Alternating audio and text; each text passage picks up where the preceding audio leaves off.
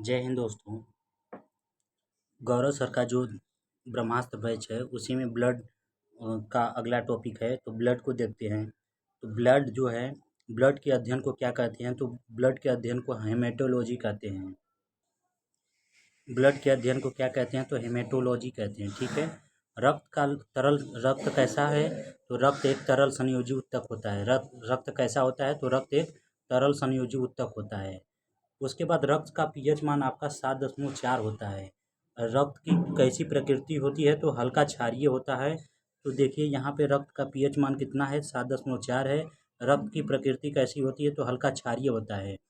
एक सामान्य मनुष्य में कितना रक्त होता है? तो रक्त आपके सामान्य मनुष्य में 5 से 6 लीटर होता है। कितना होता है? तो 5 से 6 लीटर आपका होता है। शरीर के वजन का कितना परसेंट होता है? तो शरीर के वजन का ये 7% होता है। ठीक है। रक्त का निर्माण कहाँ होता है? तो रक्त का निर्माण अस्थि मज्जा में होता है। कहाँ होता है? तो अस्थि मज्जा में होता है रक्त का निर्माण। अब देखिए रक्त से जो इम्पोर्टेंट है इसको देख लेते हैं दोबारा फिर। ब्लड के अध्ययन को क्या कहते हैं? तो हेमेटोलॉजी कहते हैं। रक्त कैसा है? तो तरल संयोजी ऊतक है। रक्त का पीएच मान कितना होता है? तो 7.4 होता है। प्रकृति कैसा होता है? तो हल्का क्षारीय होता है। सामान्य मनुष्य में कितना रक्त होता है? तो 5 से 6 लीटर होता है। शरीर के वजन का 7% होता है। रक्त का निर्माण कहाँ होता है? तो अस्थि मज्जा में होता है। आपके ब्लड के दो भाग होते हैं, एक प्लाज्मा भाग होता है, एक रक्त कणिकाएं होती हैं। तो प्लाज्मा कितना परसेंट होता है? तो 55% होता है। और प्लाज्मा कैसा होता है? तो तरल होता है। जबकि रक्त कणिकाएं यह क्या होता है? तो सॉलिड होता है। प्लाज्मा कितना परसेंट होता है? तो 55% होता है। और जबकि रक्त कणिकाएं कितना परसेंट होता है? तो 45% होता है। अब देखिए रक्त का प्लाज्मा कैसा होता है और रक्त कणिकाएं। तो प्लाज्मा जो होता है तरल भाग होता है। इसके बाद प्लाज्मा में 92% कितना परसेंट?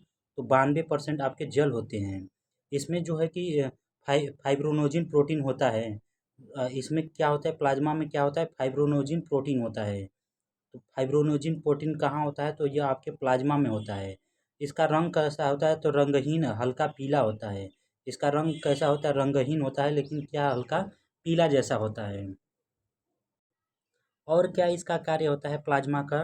तो प्लाज्मा का कार्य होता है रक्त की श्यानता उपलब्ध करता है। रक्त में क्या करता है? श्यानता उपलब्ध करना।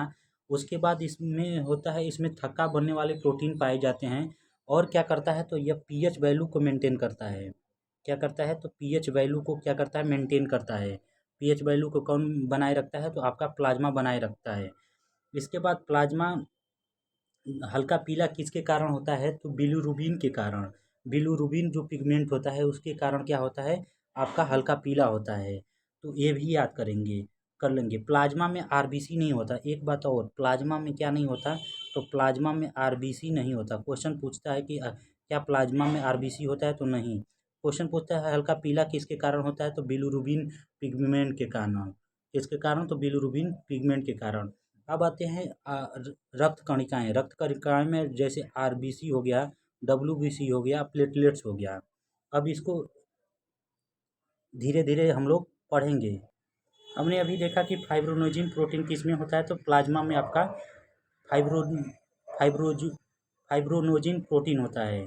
यदि फाइब्रोनोजिन प्रोटीन नहीं होता है तो उसे क्या कहते हैं? फाइब्रोनोजिन रहित प्लाज्मा को क्या कहते हैं? तो सीरम कहते हैं। सीरम किसे कहते हैं? जिसमें फाइब्रोनोजिन प्रोटीन प्रोटीन नहीं है, जिसमें फाइब्रोनोजिन नहीं है, फाइब्रोनोजिन प्रोटीन नहीं है जिस प्लाज्मा में, उसे क्या कहते हैं? तो उसे हम लोग सीरम कहते हैं। ये भी ध्यान देने वाली बात है कि जिस प्लाज्मा में फाइब्रिनोजिन प्रोटीन नहीं होता है उसे क्या कहते हैं? तो सीरम कहते हैं। अब आते हैं आरबीसी के बारे में कुछ देख लेते हैं। आरबीसी को हम लोग रेड ब्लड कार्पल्स कहते हैं या लाल रक्त कणिकाएं कहते हैं। रासायनिक नाम इसका होता है एरिथ्रोसाइट्स।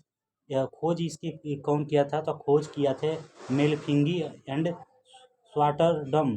दो लोग थे, मेलफिंगी एवं स्वाटरडम ने किया था। आकृति इसका कैसा होता है? तो आकृति इसका गोलाकार होता है। आकृति कैसा होता है? तो गोलाकार। आकृति इसका गोलाकार होता है। ठीक है। उसके बाद देखेंगे कि मात्रा कितना होता है? तो मात्रा आपका 4 4.5 से 5.5 मिलियन प्रति सीसी, या तो इसे हम लोग कहेंगे मेल में आपका 55 लाख होता है, और 55 लाख प्रति घन मीटर या तो कर सकते हैं 55 लाख प्रति MM³ ठीक है। तो मेल में कितना होता है तो 55 लाख प्रति MM³ होता है, या तो फीमेल में आपका 45 लाख प्रति घन MM होता है। इसके बाद कहते हैं कि जीवन काल इसका कितना होता है तो 120 दिन होता है। आरबीसी का जीवन काल कितना होता है तो आरबीसी का जीवन काल 120 दिन होता है। आरबीसी का कब्रिस्तान किसे कहते हैं तो प्लीहा या स्प्लीन या तिल्ली जिसे कहते हैं, प्लीहा स्प्लीन या तो तिल्ली को क्या कहते हैं, आरबीसी का कब्रिस्तान कहते हैं। ब्लड बैंक ऑफ बॉडी किसे कहते हैं तो स्प्लीन को ही अब क्या कहते हैं, ब्लड बैंक ऑफ बॉडी कहते हैं। ब्लड बैंक ऑफ बॉडी किसे कहते हैं तो स्प्लीन को कहते हैं, ठीक है। अब देखते हैं इसका कार्य क्या होता है तो O2 का परिवहन करना। जब O2 को परिवहन करता है तो Hb plus haemoglobin plus O2 मिलके ये आपका HbO2 का निर्माण करता है, HbO2 का, ठीक है। तो ये इसका कार्य क्या होता है तो ऑक्सीजन का परिवहन करना होता है। आरबीसी से प्रभावित होने वाले रोग जैसे मलेरिया आपका हो गया और एनीमिया। एनीमिया किसके कमी से होती है तो रक्त की कमी से कौन सा रोग होता है तो एनीमिया आपका होता है। मलेरिया और एनीमिया किसके कारण से होता है, आरबीसी से प्रभावित होने वाला रोग है। एक और बात ध्यान देने वाली बात है कि आरबीसी में केंद्रक नहीं होता। क्या नहीं होता तो आरबीसी में केंद्रक नहीं होता, लेकिन इसका अपवाद आपका है। आरबीसी में केंद्रक नहीं पाया जाता, लेकिन इसका अपवाद ऊँट एवं लामा होता है। इसका अपवाद कौन है, ऊँट और लामा होता है। आरबीसी में क्या नहीं होता, केंद्रक नहीं होता। आपका लामा कहाँ मिलता है तो साउथ अमेरिका में एंडीज पर्वतमाला पे। तो लामा कहाँ मिलता है तो एंडीज पर्वतमाला साउथ अमेरिका में मिलता है। ऊंचाई और पहाड़ों पे रहने वाले व्यक्ति के अंदर आरबीसी की संख्या ज़्यादा होती है, इसलिए हीमोग्लोबिन में लौह, और हीमोग्लोबिन में क्या होता है तो हीमोग्लोबिन में लौह होता है। हीमोग्लोबिन में क्या होता है तो लोहे धातु पाई जाती है, इसलिए हीमोग्लोबिन का आपका रंग कैसा होता है तो लाल होता है। जबकि पर्णहरित में क्या होता है, क्लोरोफिल होता है, ठीक है। तो इसमें कौन सी धातु होती है तो मैग्नीशियम धातु होती है। तो ये भी क्वेश्चन पूछता है कि हीमोग्लोबिन में कौन सी धातु होती है तो लोहा धातु होती है या आयरन धातु पाई जाती है। अब दूसरा है श्वेत रक्त कणिकाएं या डब्ल्यूबीसी को श्वेत रक्त कणिकाएं भी कहते हैं। इसका रासायनिक नाम आपका ल्यूकोसाइट होता है। क्या इसका नाम है तो ल्यूकोसाइट, रासायनिक नाम आपका ल्यूकोसाइट होता है। इसे कहते हैं शरीर का सैनिक भी कहते हैं, गॉड या आर्मी कहते हैं किसे, आपके डब्ल्यूबीसी को। इसकी संख्या कितनी है तो लगभग 1000, लगभग कितनी होती है तो 10,000 होती है। जीवन काल कितना होता है तो 2 सप्ताह, 2 सप्ताह या तो 15 दिन इसका जीवन काल होता है, ठीक है। नोट लगा के देखेंगे, डब्ल्यूबीसी संख्या में अनियमित वृद्धि के कारण क्या हो जाता है तो ल्यूकीमिया हो जाता है, जिसे हम लोग ब्लड कैंसर भी कहते हैं। शुरुआत के क्लास में ही हम लोग देखे थे कि ल्यूकीमिया की डब्ल्यूबीसी की अनियमित वृद्धि के कारण होता है, जिसके कारण से क्या होता है, कैंसर होता है। अब आता है डब्ल्यूबीसी के प्रकार। तो डब्ल्यूबीसी कितने प्रकार के होते हैं अब देखेंगे। डब्ल्यूबीसी में कणिका युक्त जिसे ग्रेनियल कहते हैं,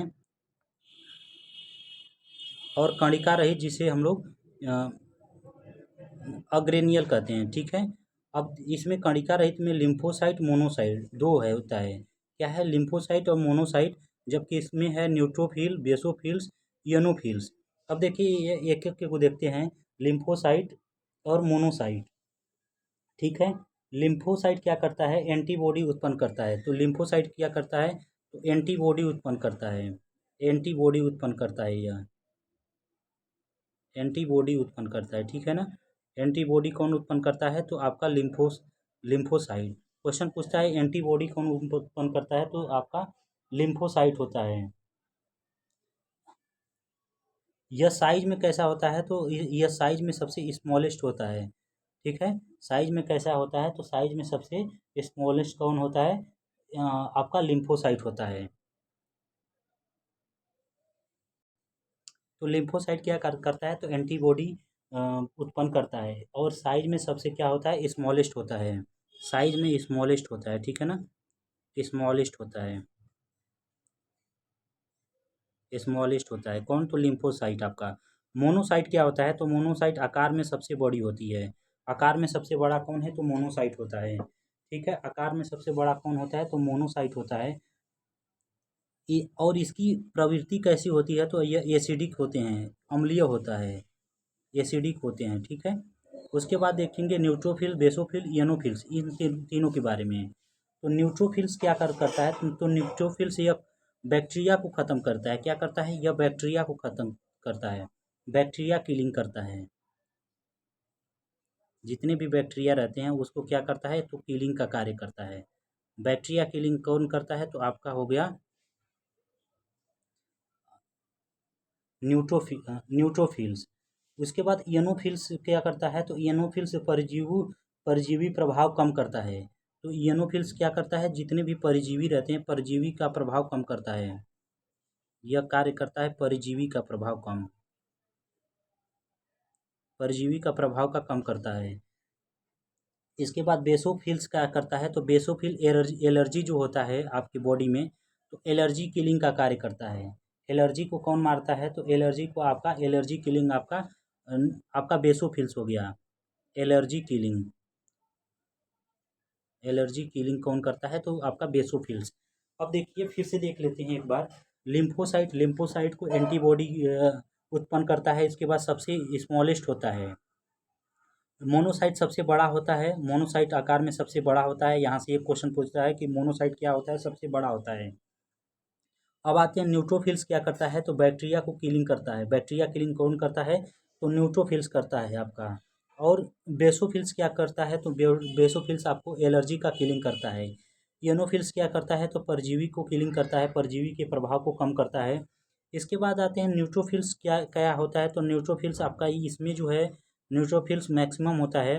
बेसोफिल्स क्या होता है, यहाँ पे बेसोफिल्स मिनिमम होता है, ठीक है, ये कणिका रहित वाले में है।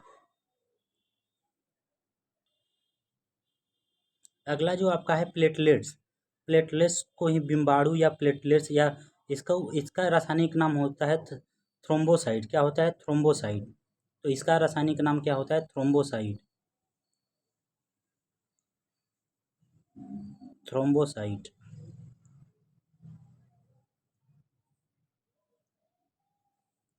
तो इसका रासायनिक नाम थ्रोम्बोसाइट होता है, थ्रोम्बोसाइट। कार्य क्या करता है, रक्त का थक्का जमाना, इसका कार्य क्या होता है, रक्त का थक्का जमाना। संख्या आपका 1.5 लाख से 4.5 लाख होता है। जीवन काल इसका 1 सप्ताह 7 से 8 दिन होता है, कहीं कहीं 5 से 7 दिन भी होता है इसका, कहीं कहीं देखेंगे 5 से 7 दिन, तो 1 सप्ताह मान लेंगे, 1 सप्ताह होता है। इसमें जो होता है थ्रोम्बोप्लास्टिन प्रोटीन होता है, कौन सा प्रोटीन होता है, तो थ्रोम्बोप्लास्टिन प्रोटीन होता है, ठीक है। यहाँ से इतना क्वेश्चन पूछता है।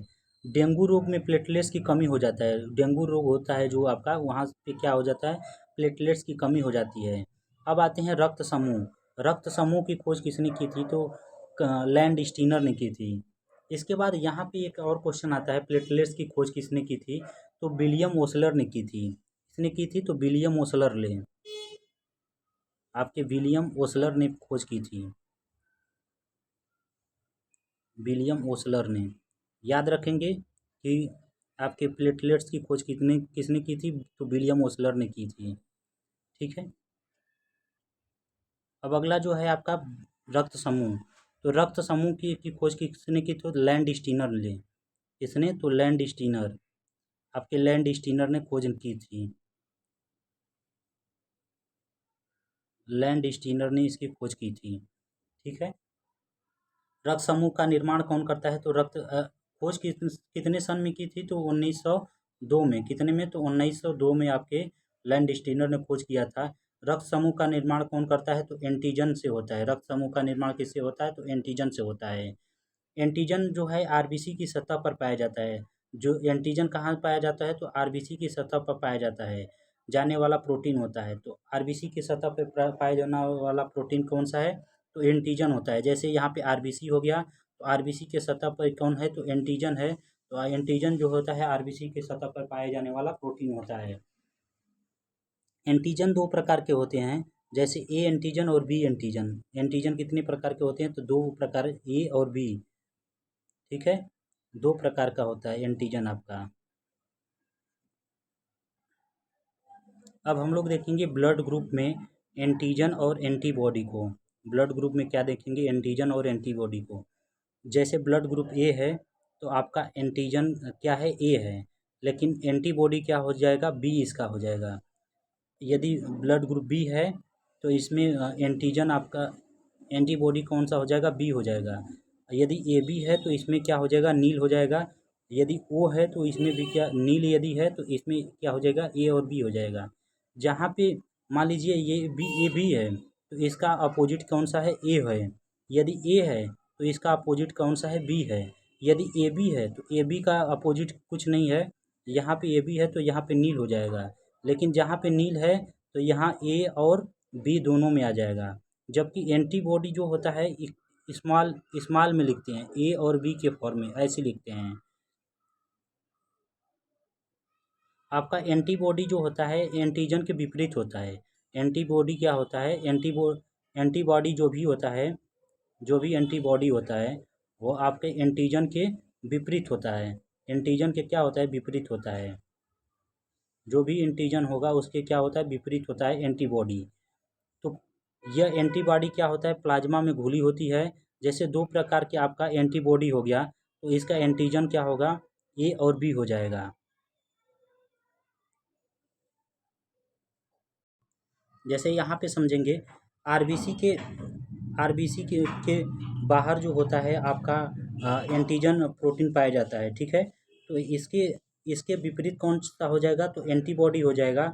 और एंटीबॉडी कौन सा होगा, तो ए और बी हो जाएगा। ठीक है, जैसे कोई एंटीजन ए है तो इसका एंटीबॉडी क्या हो जाएगा, तो बी हो जाएगा।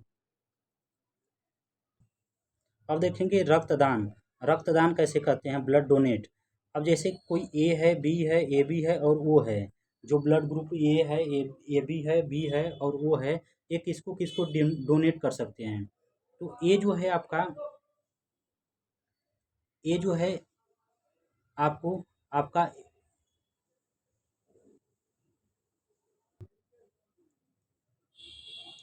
ओ जो है, ए ओ जो आपको का है, ए को डोनेट कर सकता है। ए किसका ले सकता है, तो ओ का ले सकता है। किसका, तो ओ का।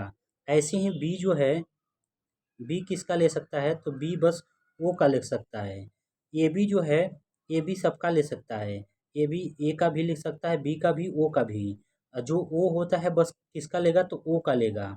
ठीक है, अब ए बी है, ए बी वाला किसी को का भी ले, किसी से भी ले लेता है। ओ वाला किसी को भी दे देगा। ओ वाला क्या करता है, किसी को भी दे देगा। सेम, जबकि वो क्या होता है, वो का जो सेम होता है वो किसी को भी दे देगा, लेकिन वो लेगा किसका, सेम ब्लड ग्रुप का।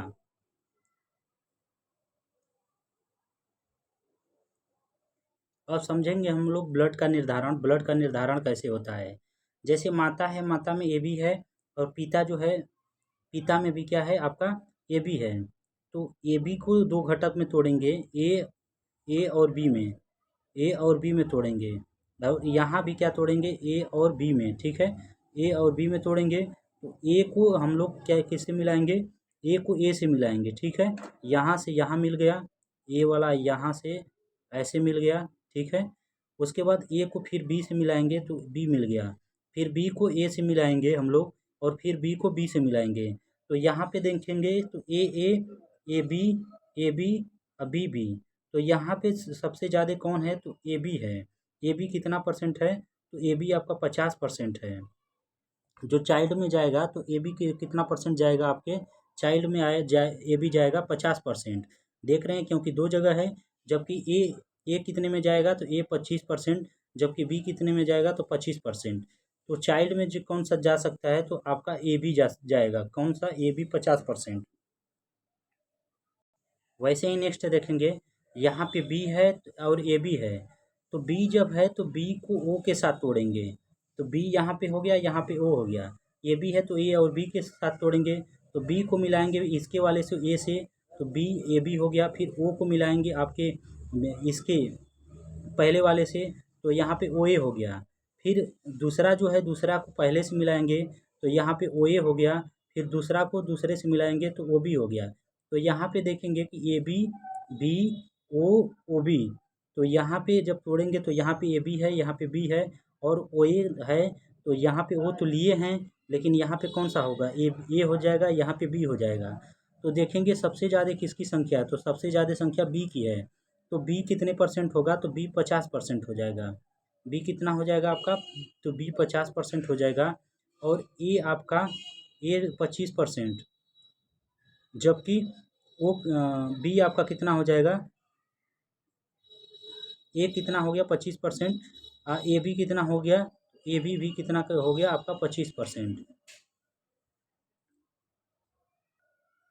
आर एच फैक्टर की खोज आपके कार लैंडस्टीनर एवं बीनर ने किया था। तो आर एच फैक्टर की खोज किसने की थी, तो लैंडस्टीनर और बीनर ने। इसकी खोज रिसस नामक बंदर से हुई थी, इसलिए इसे आर एच फैक्टर कहते हैं। ठीक है, इसलिए इसे क्या कहते हैं, आर एच फैक्टर कहते हैं। यह रिसस नामक बंदर पे किया गया था। ठीक है, उपस्थित क्या है, तो आर एच प्लस है। अनुपस्थित क्या है, तो आर एच माइनस है। अब देखेंगे सार्वभौमिक यूनिवर्सल डोनर डोनर ग्रुप कौन होता है, तो ओ माइनस होता है। इमरजेंसी में ब्लड डोनेट कौन करता है, तो आपका ओ नेगेटिव करता है। इमरजेंसी में क्या करता है, तो ओ नेगेटिव आपका डोनेट करता है। ओ सार्वभौमिक यूनिवर्सल डोनर कौन होता है, तो ओ नेगेटिव। अब इमरजेंसी में ओ नेगेटिव का ब्लड किसी को हम लोग क्या कर सकते हैं, चढ़ा सकते हैं। यूनिवर्सल डोनेट होता है। आपका सार्वभौमिक सार्वभौमिक रक्तग्राही कौन होता है, तो ए बी पॉजिटिव होता है। ए बी क्या होता है, ए बी पॉजिटिव हमेशा क्या कर सकता है, ले सकता है। रक्त परिसंचरण तंत्र, यह एक होता है ओपन खुला परिसंचरण तंत्र, और एक होता है बंद परिसंचरण तंत्र, जिसे क्लोज सिस्टम कहते हैं। ठीक है, तो अगर रक्त सीधा शरीर में प्रवाहित होता है, अर्थात जिसमें रक्त वाहिका नहीं होती, उसे कहते हैं ओपन खुला परिसंचरण तंत्र। और जिसमें अगर रक्त वाहिका, धमनी, शिरा, नसें, बंद पाइपों में अगर रक्त प्रवाहित होता है, अंदर प्रवाहित होता है, तो उसे कहते हैं बंद परिसंचरण तंत्र। जैसे इसमें ओपन सिस्टम में देख लेंगे, ओपन खुला परिसंचरण तंत्र में देख लेंगे, काकरोच हो गया, मकड़ी हो गया, स्नेल हो गया, तिलचट्टा हो गया। जबकि इसमें सभी कशेरुकी जैसे मनुष्य हैं। तो मनुष्य में कौन सा होता है, तो बंद परिसंचरण तंत्र में आपका रक्त का परिवहन होता है। जबकि काकरोच, मकड़ी, स्नेल और तिलचट्टा में कैसा होता है, तो ओपन खुला रक्त परिसंचरण तंत्र होता है। आपका मनुष्य में बंद एवं दोहरा परिसंचरण तंत्र होता है। तो एग्जाम में आता है कि मनुष्य में कैसा होता है, तो मनुष्य में दोहरा एवं बंद परिसंचरण तंत्र होता है। रक्त परिसंचरण में सबसे महत्वपूर्ण अंग कौन सा होता है, तो आपका हार्ट होता है। कौन सा होता है, तो हार्ट आपका सबसे महत्वपूर्ण अंग है। और मनुष्य में कैसा होता है, तो दोहरा परिसंचरण तंत्र होता है। अब हार्ट देखेंगे, हार्ट की स्टडी को कहते हैं कार्डियोलॉजी। हार्ट के अध्ययन को क्या कहते हैं, तो कार्डियोलॉजी। हल्का बाईं ओर होता है, यह क्या होता है, लेफ्ट साइड में, हल्का लेफ्ट साइड में होता है। इसकी आकार कैसा होता है, तो बंद मुट्ठी की तरह होता है। क्या कैसा होता है, तो बंद बंद मुट्ठी के आकार की तरफ होता है। लगभग कितने ग्राम का होता है, तो लगभग 300 ग्राम का। लगभग कितना, 300 ग्राम का ये इसका ओजन होता है। कार्य केवल कार्य क्या होता है, तो केवल ब्लड में पंप करना। कौन इसका रक्त, हार्ट का क्या काम होता है, तो केवल ब्लड को पंप करना होता है। तो हार्ट का क्या होता है कार्य, तो केवल ब्लड को पंप करना। क्या रक्त का शुद्धिकरण करता है, तो रक्त का शुद्धिकरण नहीं करता। इसमें 4 चेंबर होते हैं। इसमें कितने चेंबर होते हैं, तो 4 चेंबर होते हैं। आपके हार्ट में कितने चेंबर होते हैं, तो 4 चेंबर होते हैं। हार्ट में 4 चेंबर होते हैं। इसे कहते हैं हम लोग दायां आलिंद, और नीचे जो होता है दायां निलय, और इसे कहते हैं बायां आलिंद, और इसे कहते हैं बायां आलिंद, और इसे कहते हैं बायां निलय।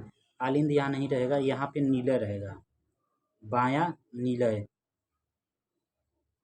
ठीक है, अब देखिए इसे इंग्लिश में कहते हैं राइट आर्टरी, और यहाँ पे राइट वेंट्रिकल कहते हैं। ठीक है, इसे कहते हैं लेफ्ट आर्टरी और राइट वेंट्रिकल।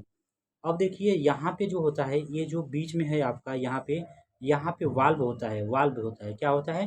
तो वाल्व होता है। वाल्व को हिंदी में हम लोग कपाट कहते हैं। वाल्व को हिंदी में क्या कहते हैं? तो वाल्व को हिंदी में कपाट कहते हैं। इसका कार्य क्या होता है? तो रक्त का इसका कार्य बस, तो वाल्व का कार्य एक ही होता है, रक्त का प्रवाह केवल एक दिशा में हो पाए, इसके लिए क्या वाल्व लगा होता है। तो रक्त का प्रवाह केवल एक दिशा में किस कारण से होता है? तो आपके वाल्व के कारण हो पाता है। जैसे फोर चेंबर होता है, तो फोर चेंबर में आपका दो आपका आलिंद होता है। दो क्या होता है? तो आलिंद होता है। और दो आपका क्या होता है? निलय होता है। आलिंद को हम लोग आट्रियम कहते हैं। इंग्लिश में आलिंद को क्या कहते हैं? तो आट्रियम कहते हैं। और निलय को वेंट्रिकल कहते हैं। निलय को क्या कहते हैं? वेंट्रिकल कहते हैं। अब इस डायग्राम से हम लोग समझेंगे कि कैसे आपका ब्लड का सर्कुलेशन होता है। ठीक है। अब जैसे ये बॉडी हो गया, क्या हो गया? ये बॉडी हो गई। अब बॉडी के बाद, बॉडी से हमारा रक्त कहाँ जाता है? तो सीधा दायां आलिंद में जाता है। ऐसे जाता है हमारा कहाँ पे? दायां आलिंद में। तो बॉडी से रक्त कहाँ जाता है? तो बॉडी से रक्त दायां आलिंद में जाता है। तो बॉडी से रक्त जो जाता है दायां आलिंद में, वो कैसा रहता है? O2 रहित रहता है। O2 रहित को हम लोग अशुद्ध रक्त कहते हैं। कैसा रक्त होता है? तो अशुद्ध रक्त होता है। ठीक है। और जो आपका कैसे जाता है, किस कारण से जाता है? तो यह आपका जो ले जाता है, इसे कहते हैं हम लोग महाशिरा। कौन ले जाता है? तो महाशिरा ले जाता है। महाशिरा आपका ले जाता है दायां आलिंद में। दायां आलिंद से फिर कहाँ आता है? दायां आलिंद से फिर यह कपाट खुलता है, वाल्व खुलता है, तो दायां नीले में आता है। दायां नीले से फिर कहाँ जाता है? आपका लंग्स के पास जाता है।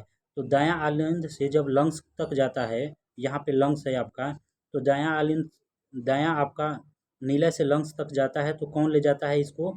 इसको फुफ्फुस धमनी ले जाती है। पल्मोन पल्मोनरी आर्टरी। कौन? तो पल्मोनरी आर्टरी ले जाती है। Pulmonary artery. पल्मोनरी आर्टरी ले जाती है, या फुफ्फुस धमनी कहते हैं। कि क्या कहते हैं इसे? फुफ्फुस धमनी भी कहते हैं। ध्यान दीजिएगा, इसे क्या कहते हैं? फुफ्फुस धमनी भी कहते हैं। फुफ्फुस धमनी। ठीक है, फुफ्फुस धमनी भी कहते हैं। इसके बाद लंग्स के पास चल गया, तो लंग्स के बाद क्या होता है? यहाँ पे लंग्स के तक चला गया। लंग्स के बाद अब CO2 क्या करता है? बाहर करता है, और O2 को ग्रहण करता है। O2 यहाँ पे ले लेगा, और O2 लेने के बाद क्या कर देगा? O2 जब हो जाएगा तो उसे शुद्ध रक्त करते हैं। O2 जहाँ पे हो जाएगा वहाँ पे क्या कर देंगे? वो होता है आपका प्योर ब्लड होता है। तो यहाँ से आपका आपके किस यहाँ से लंग्स के बाद आपका फिर आता है बायां आलिंद में। कहाँ आता है? तो बायां आलिंद में आता है। और बायां आलिंद में लाता कौन है? तो फुफ्फुस सीरा लाता है। कौन लाता है? तो फुफ्फुस सीरा। यहाँ पे ले गया था लंग्स के पास फुफ्फुस धमनी, लेकिन लंग्स से फिर आपका बायां आलिंद में कौन लाया है? तो आपका फुफ्फुस सीरा लाया है। फुफ्फुस सीरा को ही पल्मोनरी वेंस कहते हैं। फुफ्फुस सीरा को क्या कहते हैं? पल्मोनरी वेंस कहते हैं। इसके बाद फिर आपका यहाँ पे कपाट जो होता है, कपाट खुल जाता है। और यहाँ से फिर आपका आपका बायां नीले से फिर आपका रक्त कहाँ आता है? तो बॉडी में आता है। और बायां नीले से बॉडी में कौन लाता है? तो महाधमनी। महाधमनी को ही हम लोग अयोटा कहते हैं। महाधमनी को ही क्या कहते हैं? अयोटा कहते हैं। ठीक है। तो ये ऐसे जब यहाँ पे O2 युक्त हो गया, तो यहाँ पे कौन सा हो गया? शुद्ध हो गया। तो हमारे राइट साइड में कैसा होता है? तो राइट साइड में अशुद्ध रहता है, इम्प्योर ब्लड रहता है। कैसा रहता है? तो इम्प्योर ब्लड, इम्प्योर। जबकि आपके बायां साइड में क्या रहता है? Pure blood. बायां साइड में क्या रहता है? तो प्योर ब्लड आपका रहता है। ठीक है। यहाँ पे ये देख लिए हम लोग। यहाँ पे कितनी बार प्रवेश किया है? तो आपका 2 बार प्रवेश किया है, और 2 बार बाहर रक्त निकला है। इसलिए इसे क्या कहते हैं? दोहरा परिसंचरण तंत्र। इसे क्या कहते हैं? दोहरा परिसंचरण तंत्र कहते हैं। अब ब्लड फ्लो का क्रम जो था उसको चार्ट के माध्यम से देखेंगे। जैसे यहाँ पे देखिए बॉडी है, बॉडी से आपका दायां आलिंद के पास गया, किसके माध्यम से? तो महाशिरा के माध्यम से। इसके बाद आपका दाएं आलिंद के पास गया। दायां आलिंद से फिर कहाँ गया? तो दायां नीले के पास। ये किसके कारण? तो वाल्व के कारण। अब दायां आलिंद से कहाँ गया? लंग्स के पास गया। यह किसके कारण? तो फुफ्फुस धमनी के कारण। अब लंग्स से फिर क्या करेगा? लंग्स से फिर अब देखिए यहाँ पे आपका फुफ्फुस धमनी के माध्यम से, आपका फुफ्फुस शिरा के माध्यम से बायां आलिंद में आएगा। तो आपका लंग्स से कहाँ है, किसके माध्यम से आता है, तो आपका फुफ्फुसीय शिरा, ठीक है, फुफ्फुसीय शिरा या फुफ्फुस शिरा कहते हैं, ये आपका बायां आलिंद तक आता है। आलिंद के बाद वाल्व्स के माध्यम से आपका बायां नीले के पास जाता है। बायां नीले से आपका फिर महाधमनी के माध्यम से, किसके माध्यम से, महाधमनी या अरोटा के माध्यम से आपका फिर कहाँ जाता है, तो बॉडी के पास जाता है। कहाँ जाता है, तो यहाँ से फिर आपके बॉडी के पास जाता है। यह हमारा चार्ट था, इसको ध्यान रखिएगा। अब यहाँ पे देखिए, हृदय हृदय के राइट पार्ट में अशुद्ध या ऑक्सीजन रहित रक्त प्रवाहित होता है। तो हमने अभी बताया कि हृदय के राइट साइड में कैसा होता है, तो अशुद्ध या ऑक्सीजन रहित प्रवाहित होता है, और हृदय के लेफ्ट साइड में आपका शुद्ध ब्लड, प्योर ब्लड आपका प्रवाहित होता है। रक्तदाब को मापने के लिए किस उपकरण का प्रयोग करते हैं, तो स्फिग्नोमैनोमीटर का। किसका, तो स्फिग्नोमैनोमीटर का इम्पोर्टेंट यहाँ पे है। तो रक्त के मापने के लिए किसका कहते हैं, तो स्फिग्नोमैनोमीटर का, रक्तदाब मापने के लिए। अब धमनी और शिरा में अंतर देख लेते हैं। धमनी और शिरा, तो धमनी में क्या होता है, धमनी में शुद्ध रक्त प्रवाहित होता है। क्योंकि ध से धनी लोग कर लेंगे, धनी लोग क्या रहते हैं, तो साफ सुथरा रहते हैं। तो ध से धनी लोग, और धनी लोग क्या करते हैं, तो साफ सुथरा रहते हैं, तो साफ सुथरा से आपका शुद्ध हो जाएगा। और शिरा में कैसा रहता है, तो इम्प्योर ब्लड रहता है। कैसा रहता है, तो इम्प्योर ब्लड रहता है, ठीक है। और धमनी में क्या कैसा रहता है, तो प्योर ब्लड, प्योर ब्लड। अब देखिए रक्त में को हृदय से दूर, अब धमनी क्या करता है, तो रक्त को हृदय से दूर जाने वाला रक्त जो होता है, हृदय से दूर किसके किसके कारण में जाता है, धमनी में। जबकि शरीर के अंदर, और धमनी कहाँ होती है, तो धमनी यह शरीर के अंदर होती है। जबकि यहाँ पे शिरा में रक्त जो होता है हृदय में लाने वाला होता है। शिरा क्या करता है, रक्त को हृदय में लाता है, जबकि धमनी क्या करती है, रक्त को हृदय से दूर ले जाती है। कहाँ ले जाती है, तो लंग्स के पास ये आपके जाता है। धमनी क्या करती है, तो यह रक्त को हृदय से दूर ले जाती है। अब शरीर के अंदर धमनी होती है, जबकि ये कहाँ होता है, तो ये आपके ऊपर होता है। जो हरा हरा दिखाई देता है वेन्स होता है, यह ऊपर होता है।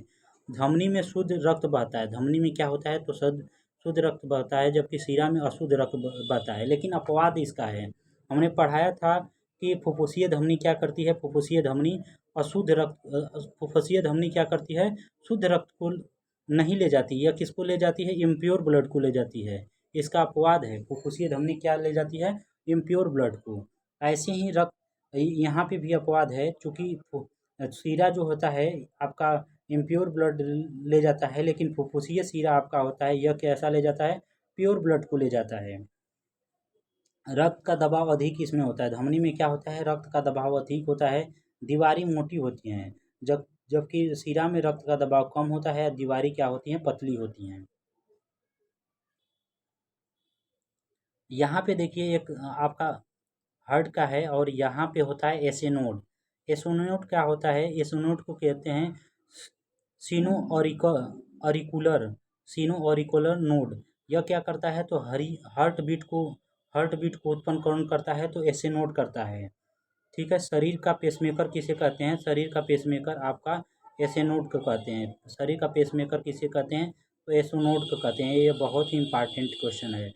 तो शरीर के पेसमेकर किसे कहते हैं, तो एसेनोड को कहते हैं। हार्ट बीट की आवाज़ को सुनने के लिए स्टेथोस्कोप किसका प्रयोग करते हैं, तो स्टेथोस्कोप का प्रयोग करते हैं। अगर हृदय धड़कन लगातार नहीं चल रही होती है, तो कृत्रिम आपका एसेनोड लगाते हैं। कृत्रिम क्या लगाते हैं, एसेनोड लगाते हैं, कृत्रिम पेसमेकर लगाते हैं। और यह जो होता है लिथियम का होता है। किसकी बैटरी होती है, तो लिथियम की बैटरी होती है, लिथियम की बैटरी होती है, ठीक है ना। तो किसकी बैटरी होती है, लिथियम बैटरी होती है। लिथियम का क्यों होती है, क्योंकि यह हल्की धातु होती है। सबसे हल्की धातु कौन होती है, लिथियम होती है, इसलिए आपका इसका लिथियम का पेसमेकर लगाया जाता है।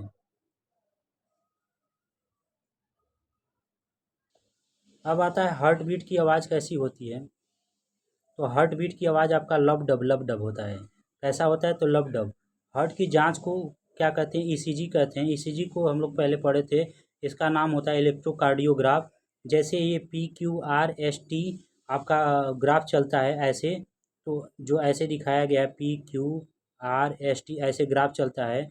इस ग्राफ को ही PQRST वेव भी कहते हैं हम लोग। हार्ट एक बार में कितना रक्त पंप करता है, तो 70 ml पंप करता है। कितना रक्त पंप करता है, तो 70 ml। 1 मिनट में हार्ट कितना बार धड़कता है, तो 72 बार धड़कता है। कितना बार धड़कता है, तो 72 बार धड़कता है आपका। अब देखेंगे 1 मिनट में हृदय कितना पंप करता है, तो यहाँ 70 ml गुणे 72 कर देंगे तो 750 ml। इसका मतलब हो गया 5 लीटर आपका 1 मिनट में हृदय कितना पंप करता है, तो 5 लीटर। समान व्यक्ति में देखेंगे, तो समान व्यक्ति में आपका बीपी को देखेंगे तो 120 में आपका 80 mmHg। और किससे नापते हैं आपका, तो स्फिग्नोमैनोमीटर से आपका ब्लड प्रेशर नापते हैं। अब देखिए 120 क्या होता है, तो 120 आपका हाईएस्ट है। 120 की बीपी क्या होती है, हाईएस्ट होती है। जबकि 80 क्या होता है, 80 आपका लोवेस्ट होता है। 80 क्या होता है, तो लोवेस्ट होता है आपका, 80 लोवेस्ट होता है। ठीक है। क्वेश्चन आ जाता है कभी, सिस्टोल किसे कहते हैं, डायस्टोल किसे कहते हैं, संकुचन किसे कहते हैं, प्रसरण किसे कहते हैं। तो आपका 120 जो होता है मैक्सिमम जो होता है, उसे सिस्टोल कहते हैं। और डायस्टोल आपका 80 होता है। रक्त दाबने के लिए ब्रेकियल धमनी का उपयोग करते हैं। रक्त दाब मापने के लिए किस धमनी का प्रयोग करता है कोई, तो ब्रेकियल धमनी का। इसका तो ब्रेकियल धमनी का प्रयोग किया जाता है। विश्व का पहला हृदय प्रत्यारोपण कौन किया था, तो क्रिश्चियन बर्नार्ड किया था। किसने किया था, क्रिश्चियन बर्नार्ड ने। यह कहाँ के थे, तो साउथ अफ्रीका के थे। कितने सन में किए थे, तो 3 दिसंबर 1967 को किए थे। 3 दिसंबर 1967 को क्रिश्चियन बर्नार्ड ने किया था पहला हृदय प्रत्यारोपण। यह आपके साउथ अफ्रीका के थे। भारत में फर्स्ट बार कौन किया था, तो डॉक्टर वेणुगोपाल ने किया था 1994 में। और 1994 में AIMS में कहाँ किए थे, तो AIIMS में किए थे। एम्स में किए थे आपके डॉक्टर वेणुगोपाल। हृदय प्रत्यारोपण क्रिश्चियन बर्नार्ड किए थे विश्व में 3 दिसंबर 1967 को। यह साउथ अफ्रीका के थे। अब आते हैं कुछ इम्पोर्टेंट, जैसे मनुष्य में कितने चैम्बर होते हैं, चैम्बर को देख लेते हैं। तो मनुष्य में कितने होते हैं, 4 चैम्बर होते हैं। पक्षी में भी 4 चैम्बर होते हैं। मनुष्य, पक्षी और मनुष्य को कोरिलेट कर देंगे। मनुष्य इस समय मगरमच्छ की तरह व्यवहार करता है, तो मगरमच्छ में भी कितना, 4 होता है। ठीक है। उसके बाद मेढक जो होता है, मेढक में 3 होता है। सांप से कर देंगे बीन से कर देंगे हम लोग 3, तो इसमें क्या हो जाएगा, 3 चैम्बर हो जाएगा। कॉकरोच में आपका 13 चैम्बर होता है। कॉकरोच में कितना होता है, 13। फिश में आपका 2 चैम्बर होता है। फिश में कितना होता है, तो 2 चैम्बर। ब्लड कोटिंग एजेंट का, रक्त को थक्का जमाने वाले कारक कौन कौन से होते हैं, इसको देख लेते हैं। जैसे कैल्शियम हो गया आपका, फाइब्रोनिजन हो गया, थ्रोम्बिन हो गया। यह क्या है, ब्लड के क्लोटिंग वाले हैं। जैसे थ्रोम्बिन हो गया, फाइब्रोनोजिन हो गया, विटामिन के हो गया, कैल्शियम हो गया। यह क्या करता है, ब्लड कोटिंग एजेंट होते हैं। हिपेरिन क्या करता है, तो हिपेरिन रक्त को थक्का बनाने वाले के विरुद्ध कार्य करता है। हिपेरिन रक्त का थक्का नहीं जमने देता। एक बात याद ध्यान से रखेंगे कि रक्त का थक्का कौन नहीं जमने देता, तो हिपेरिन। ब्लड बैंक में जो आपका ब्लड जो डोनेट करते हैं 1 यूनिट में कितना होता है, तो 350 ml होता है। कितना होता है, तो 350 ml होता है। और यह जो 4 डिग्री सेल्सियस तापमान पे संरक्षित करते हैं। और इसमें क्या मिला देते हैं, तो सोडियम ऑक्जिलेट, आपका सोडियम ऑक्जिलेट मिला देते हैं। सोडियम ऑक्जिलेट,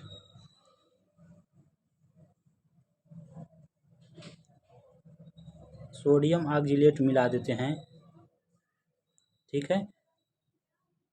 यह 42 दिन तक रहता है। कितने दिन तक, तो 42 डे तक रहता है, 42 डेज तक।